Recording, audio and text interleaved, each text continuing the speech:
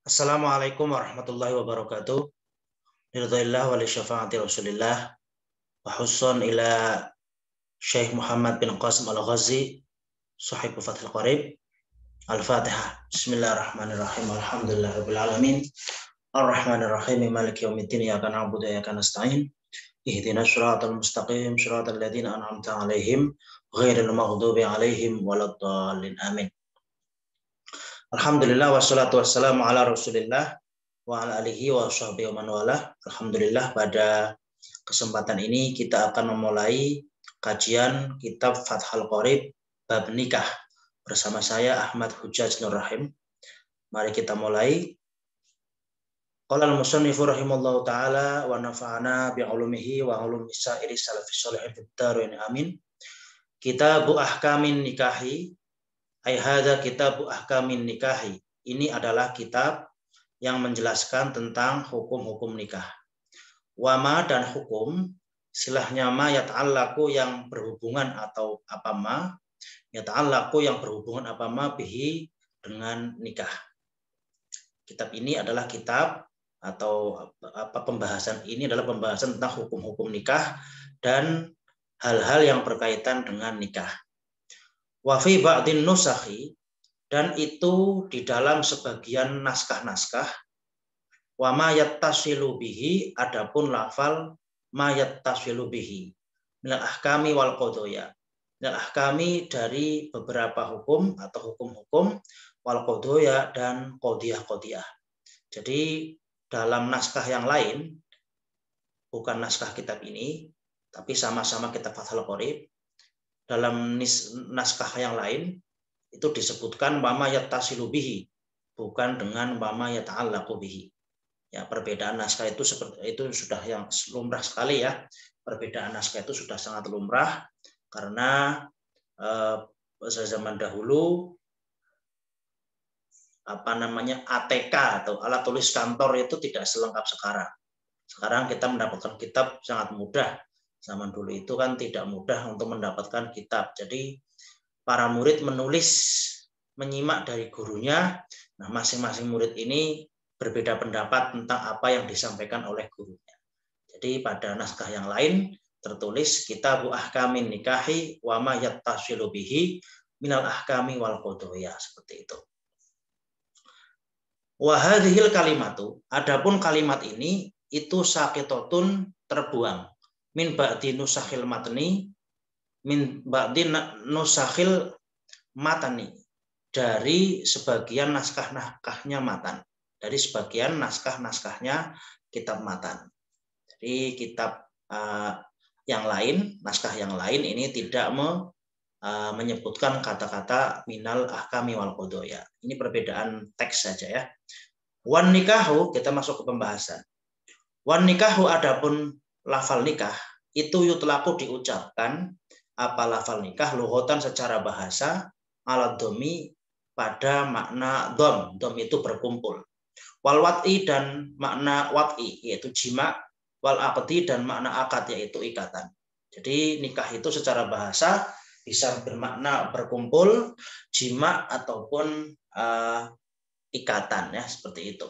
Wa yutlaku, dan diucapkan apa an-nikah syar'an menurut syara ala aqdin, atas akad atau ikatan, sifatnya akad mustamilin yang mencakup apa akad alal arkani, atas rukun-rukun, wasyuruti, dan syurut-syurut atau syarat-syarat. Nah, adapun nikah menurut syara adalah sebuah ikatan yang mencakup rukun-rukun dan juga syarat-syarat yang terdapat di dalamnya. Apa rukun-rukunnya, apa syarat-syaratnya, nanti insya Allah akan kita bahas di bab-bab selanjutnya.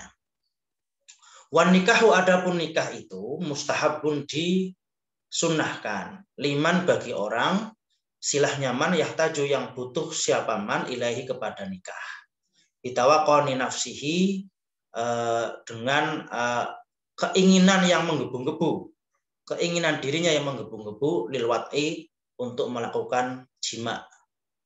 Nah, jadi nikah itu disunahkan ya hukumnya. Nikah itu disunahkan. Kita sering mendengar hadis an-nikahu sunnati ya. Nikah itu disunahkan bagi siapa? Bagi orang yang membutuhkan nikah. Bagi orang yang membutuhkan nikah, sebab dia itu sudah keinginannya menggebu-gebu untuk melakukan jima. Ini disunahkan. Wayajitu dan dia menemukan uhbatahu persiapannya menikah. Contohnya kamahrin seperti mahar wa nafakotin dan nafkah. Nah, disunahkan itu tadi bagi orang yang menggebu-gebu, pengen jima dan juga mendapatkan atau dia memiliki persiapan nikah yaitu mahar dan nafkah. Nah, jadi nikah itu tidak modal dengkul. Sunnah itu bagi orang yang sudah memiliki mahar dan juga nafkah, gitu kan?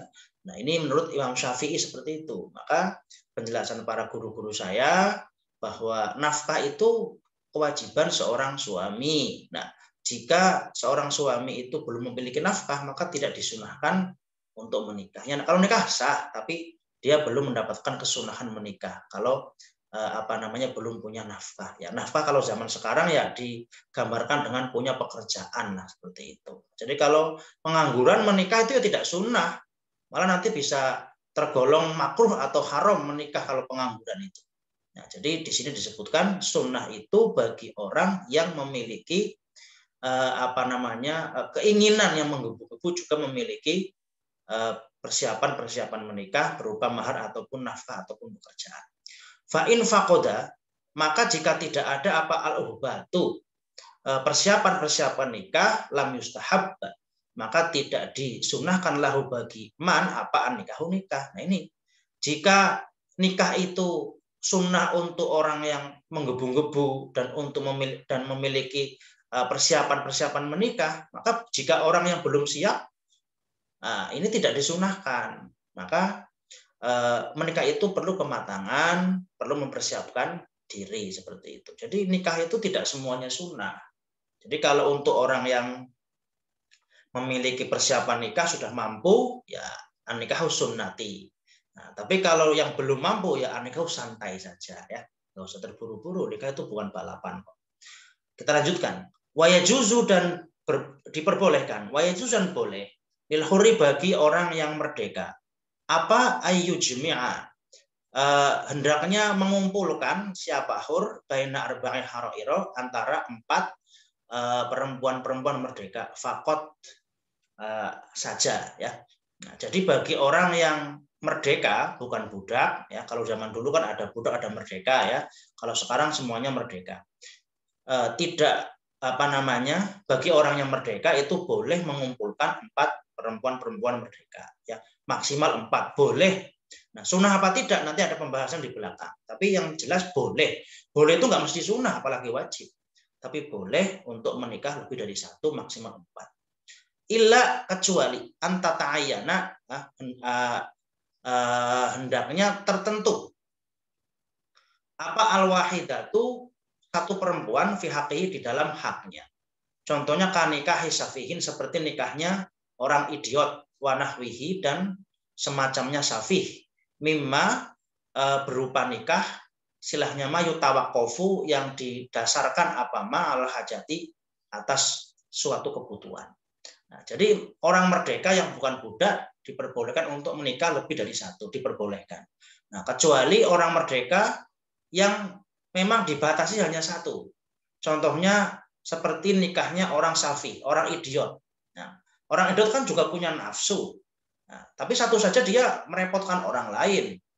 Nah, kalau dia tidak dinikahkan, ya dia nanti akan berzina, karena dia orang idiot itu kan punya nafsu juga ya, tapi akalnya kurang. Safih itu kan idiot. Nah, kalau orang safih ini menikah lebih dari satu, ya ini malah repot seperti itu. Maka dia tidak boleh menikah lebih dari 1. Sebab orang safih itu merepotkan. Nah, dia dinikahkan sebab ada hajat untuk menjaga dia dari zina. Wa yajuzu, dan boleh, kita lanjutkan.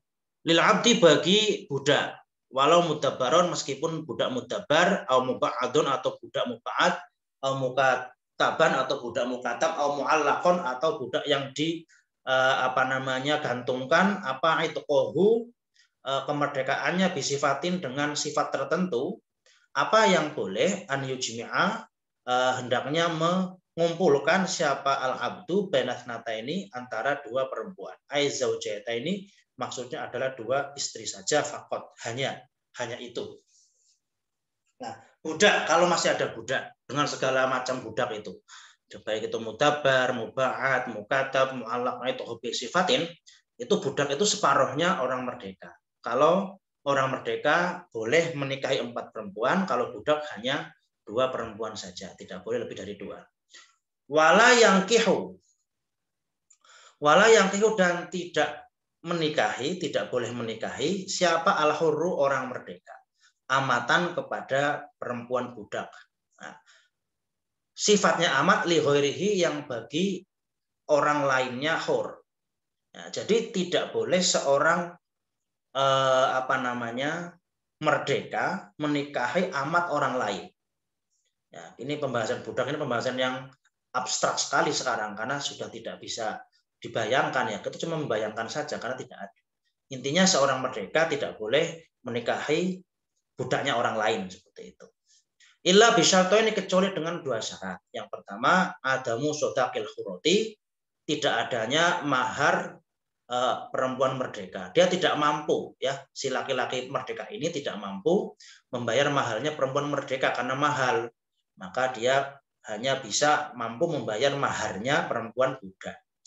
Aufaq dul hurroti, atau ketiadaannya orang yang merdeka.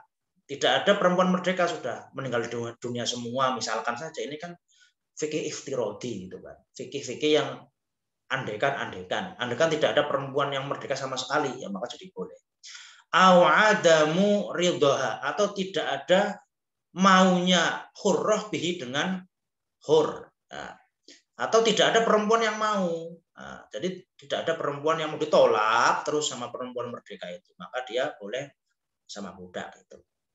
Wahaufil anat, wahauful wahaufil ya. Jadi ini ada mimawon ya. Illa bisyarto ini adami sodaqil hurroti, pakai majrur ya hanafi. Au faqdil hurroti au adami ridhoha bihi. Wahaufil anati, dan takut zina. Takut zina ya nggak apa-apa lah sama budak. Ai azina, maksudnya takut zina. Muddata faqdil hurroti, selama tidak adanya perempuan merdeka. Wataroka, dan meninggalkan al-musannifu penulis buku ini, syarto ini 2 syarat akhoro ini yang lain ya.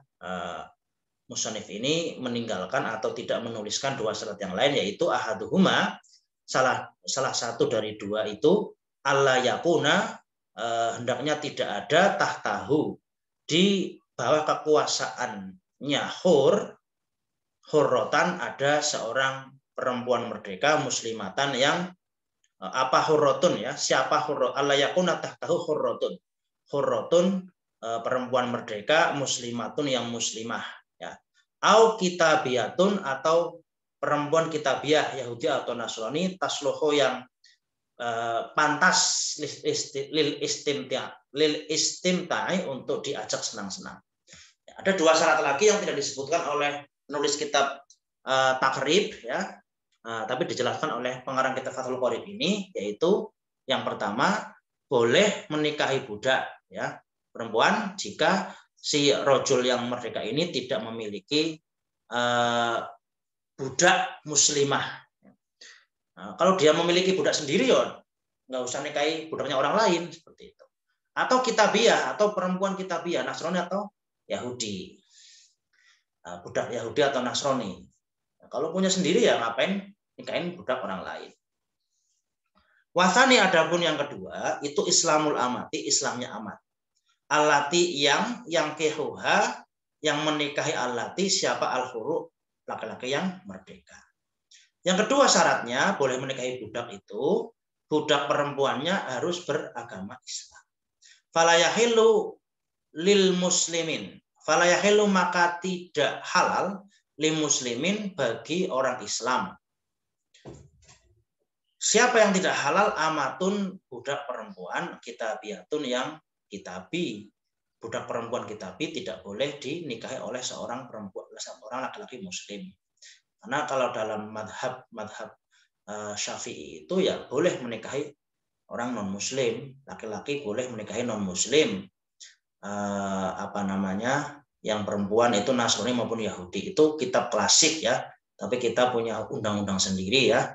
Ini itu kalau kuliah jurusannya kan hukum keluarga. Nah, jadi hukum kitab klasik memperbolehkan menikahi perempuan yang bukan muslim, yang penting Nasrani ataupun Yahudi. Nah, tapi kalau secara undang-undang negara Indonesia tidak diperbolehkan, dan kita ikut undang-undang negara Indonesia secara umum seperti itu. Wa idzan nakaha, dan ketika menikahi al-hurru, siapa orang yang merdeka, amatan budak kepada budak perempuan, bisyuruti, dengan syarat-syarat al-madhkurati yang sudah disebutkan tadi. Tsumma aisar, kemudian dia mampu, wanakaha, dan menikahi hurrotan perempuan merdeka, maka jawabnya idza lam yang fasih, maka tidak difasah atau tidak batalkan nikahul amatin, menikahi amat itu. Nah, kalau sudah tadi kan disebutkan bahwa menikahi perempuan budak itu karena terpaksa ya, karena ada tidak mampu misalkan. Nah, kalau mampu gimana? Kemudian setelah menikahi budak kok jadi mampu, dia tiba-tiba jadi kaya, usahanya sukses. Nah, kemudian dia menikahi perempuan merdeka. Bagaimana dengan nikahnya dengan budak itu? Ya sudah selesai, nggak apa-apa. Tidak masalah, maksudnya tidak menjadi batal.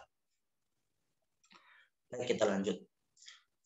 Bismillahirrahmanirrahim. Wa nadhurur rajuli, adapun melihatnya seorang laki-laki, ilal mar'ati, kepada seorang perempuan, itu ala sab'ati adrobin, terbagi atas 7 macam ya. Jadi melihat seorang laki-laki melihat seorang perempuan yang bukan mahramnya, itu ada 7 macam. Ahaduha, adapun salah satu dari 7 itu nadzoruhu, melihatnya rojul, walau kana, meskipun rojul itu syaikhon, seorang yang sudah tua, hariman yang sudah harim pikun, ajizan, yang sudah loyo al-wat'i, dari berbuat jima, melihat ila ajnabiyatin, kepada perempuan lain yang bukan mahramnya, lihori hajatin, untuk yang bukan hajat, ila nadhuriha, kepada melihat mar'ah. Hukumnya bagaimana? Fahuwa jaizin, maka tidak diperbolehkan. Jadi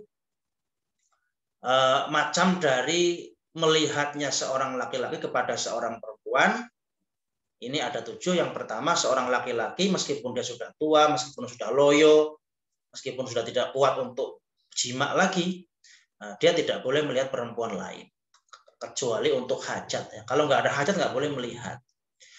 Ya nggak boleh pokoknya ya, apalagi yang seperti kita masih kuat, masih sehat gitu ya, jelas tidak boleh melihat terlalu lama. Maksudnya kita kan punya mata ya untuk melihat kan, kita bertemu, saya hello sama teman kita yang perempuan atau sama tetangga, sama ibu-ibu, itu juga boleh-boleh saja. Tentu jangan menteleng gitu kan, jangan memperhatikan terus. Nah, kalau sekarang melihat seperti biasa ya, seperti saya hello ya nggak apa-apa lah. Tapi kalau melihat terus nggak boleh. Fa'ingkana, maka jika ada an-nadhuru, melihat itu lihajatin, untuk kebutuhan. Contohnya kasyahadatin, seperti menjadi saksi alaiha, atas mar'ah, jaza, maka diperbolehkan. Nah, tapi jika melihatnya untuk kebutuhan, seperti menjadi saksi ya, menjadi saksi atas seorang perempuan ya. Kalau menjadi saksi kan harus melihat yang dijadikan objek persaksian itu ya, maka jadi boleh. Yang nggak boleh itu kalau tidak ada kebutuhan. Wasani, adapun yang kedua itu nadzoruhu, melihatnya rojul, ar-rojulu, maksudnya melihatnya seorang laki-laki, ila zaujatihi, kepada istrinya ya, kepada istrinya rojul, wa amatihin, kepada budaknya rojul. Fayajuzu, maka diperbolehkan an yang zuro, hendaknya melihat siapa rojul, min kullin, dari setiap satu, min huma, dari zaujah dan amat, ilama, kepada anggota tubuh, ada al-farji, yang selain farji, min huma, dari zaujah dan amat. Jadi yang kedua, masalah melihatnya laki-laki ini adalah melihatnya laki-laki kepada istrinya atau kepada budak perempuannya. Nah, istrinya kepada budak perempuannya. Maka dia laki-laki ini, si suami ini, si tuan ini boleh melihat seluruh bagian tubuh istrinya, seluruh bagian tubuh budak perempuannya kecuali farji. Kecuali farji. Nah, jika dikatakan farji ini bisa bersifat umum, yaitu farji yaitu jalan depan maupun jalan belakang. Itu tidak boleh dilihat oleh suaminya sendiri. Amal farju, adapun farji itu fayahrumu maka haram apa nadharuhu melihat farji itu meskipun suaminya. Tetapi wahada hal ini wajhun itu pendapat dhaifun yang dhaif. Jadi pendapat yang mengatakan bahwa suami tidak boleh melihat farji istrinya itu adalah pendapat yang lemah. Wal asohu adapun yang lebih sahih itu jawazun nadhari, bolehnya melihat ya, bolehnya melihat ilahi kepada farji, lakin ma'al karohati tetapi dengan kemakruhan, serta kemakruhan. Jadi yang lebih sahih, yang lebih kuat pendapatnya adalah yang hanya memakruhkan saja. Istri sendiri kok masa nggak boleh kan begitu. Jadi kalau nggak melihat juga lebih baik ya, karena khuruj minal khilaf, keluar dari pertikaian pendapat. Wasalisu adapun yang ketiga, ini kita lanjutkan. Itu nadharuhu melihatnya seorang laki-laki ila dawati maharimihi kepada perempuan-perempuan mahramnya rajul binasabin dengan nasab au rodhoin atau tunggal susuan au musoharotin atau hubungan mertua dan menantu. Au amatihi atau amatnya budak perempuannya rojul al-muzawwajati ya, karena ini ilah tadi, al-muzawwajati yang sudah dinikah siapa amat. Faya jusu maka boleh apa anyanduro hendaknya melihat siapa rojul fima di dalam anggota tubuh adama selain anggota baina surati yang terletak di antara pusar, warukbati dan lutut. Amaladhi adapun anggota tubuh bainahuma yang terletak di antara keduanya surah dan rubah itu fayahrumu maka haram apa nadharuhu melihat alladhi. Yang ketiga pembahasannya, penjelasannya yang ketiga adalah melihatnya seorang laki-laki kepada perempuan-perempuan mahramnya. Binasabin sebab nasab. Nasab itu orang tua, anak, itu contohnya begitu. Aurodhoin atau tunggal susuan ya. Au musyaharatin atau hubungan mertua menantu ya. Mertua kepada menantunya, menantu kepada mertuanya. Au amatu al muzawajah atau budak perempuannya yang sudah dinikah oleh orang lain. Faya juzu maka boleh melihat seluruh anggota tubuh kecuali yang terletak di antara wudel atau pusar dan juga lutut seperti itu. Jadi kita misalkan ibu kita atau adik kita serumah dengan keluarga kita sering melihat misalkan keluarga kita keluar dari kamar mandi pakai handuk itu nggak masalah karena memang masih mahram ya, ibu kita sendiri, adik kita itu kan. Ya, itu boleh itu nggak mesti pantas dilakukan. Boleh itu berbeda dengan pantas. Kalau pantasnya tetap menutup bagian itulah supaya tidak terjadi sesuatu yang tidak diinginkan.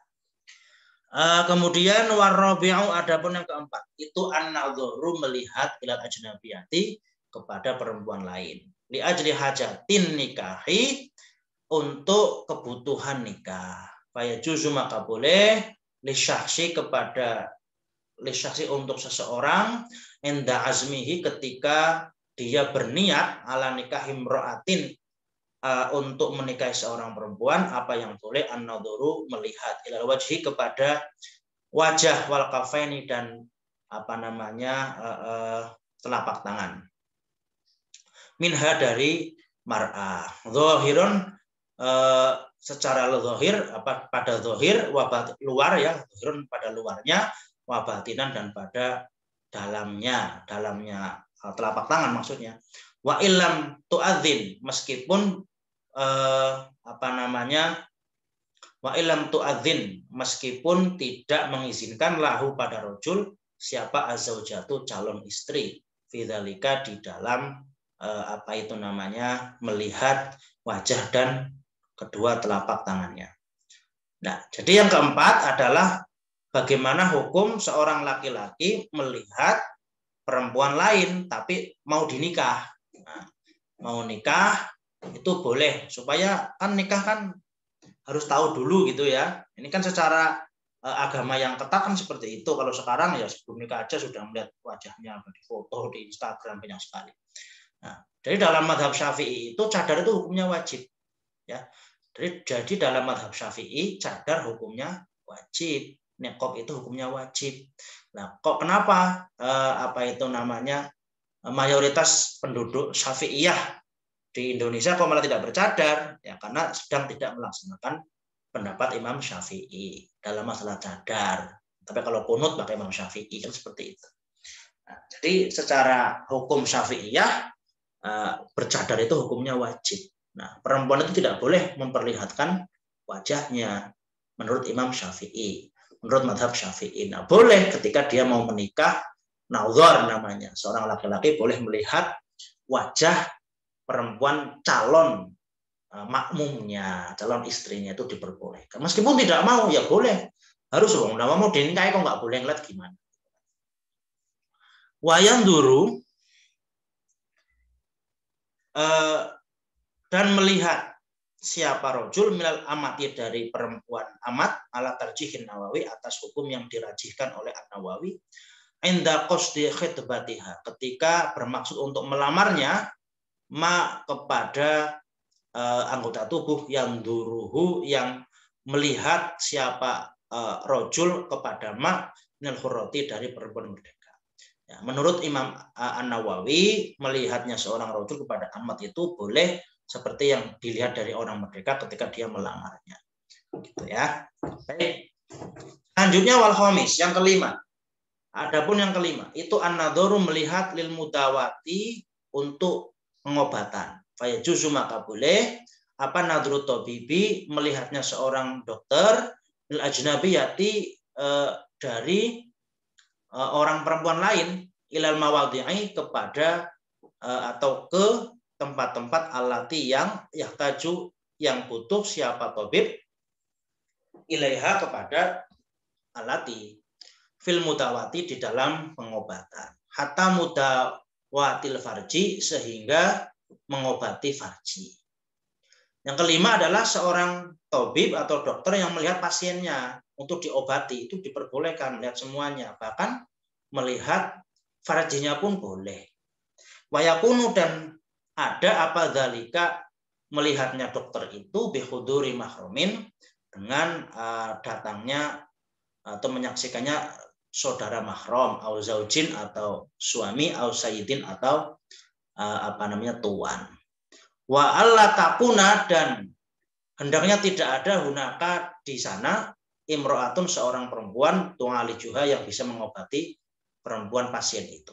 Jadi menurut mazhab Syafi'i diperbolehkannya dokter laki-laki untuk mengobati pasien perempuan sehingga bisa melihat auratnya, itu harus dihadiri atau ditemani oleh mahram, zauj atau sayyid seperti itu. Itu hukum aslinya seperti itu dalam kitab klasik ya.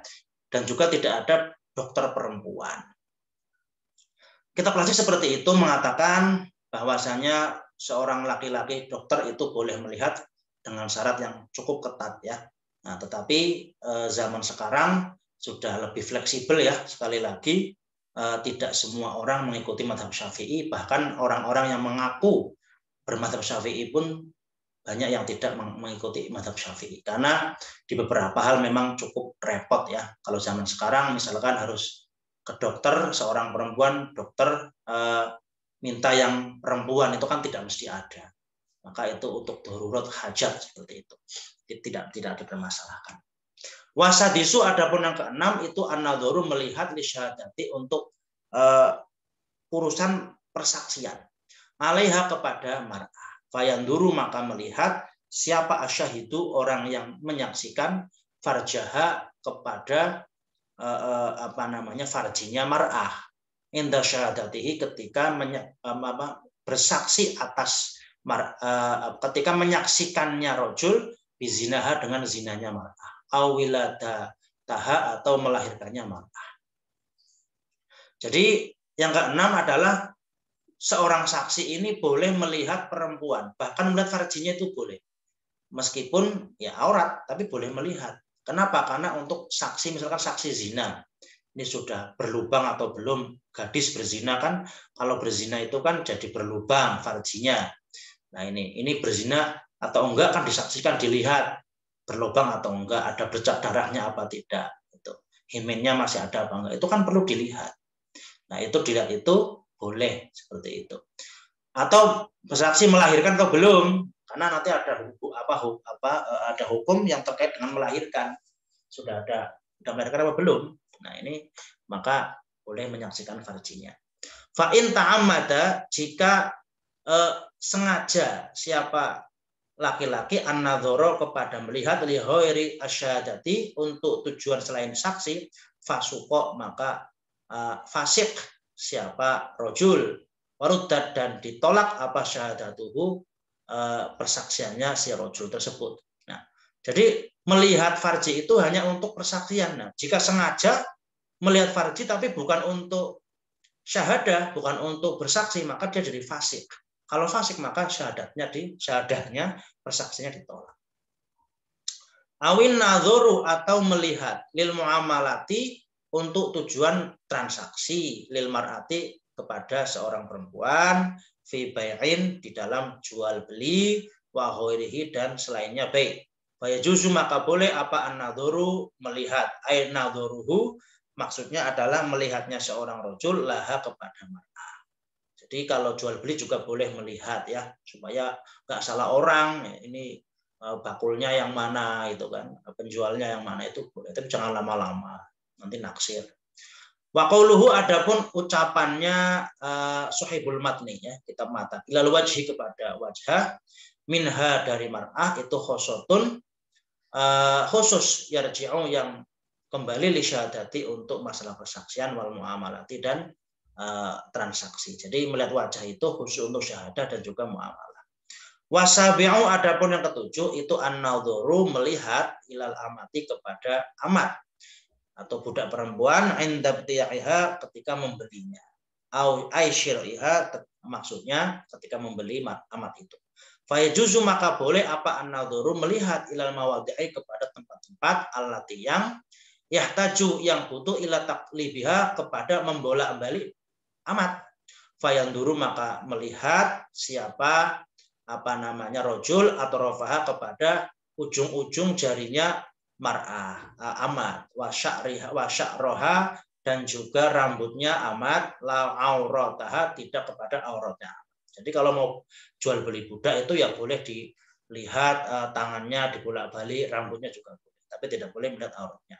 Baik, sekian dulu pertemuan kita pada kali ini, semoga bermanfaat. Insya Allah kita lanjutkan pada bagian berikutnya. Wassalamualaikum warahmatullahi wabarakatuh.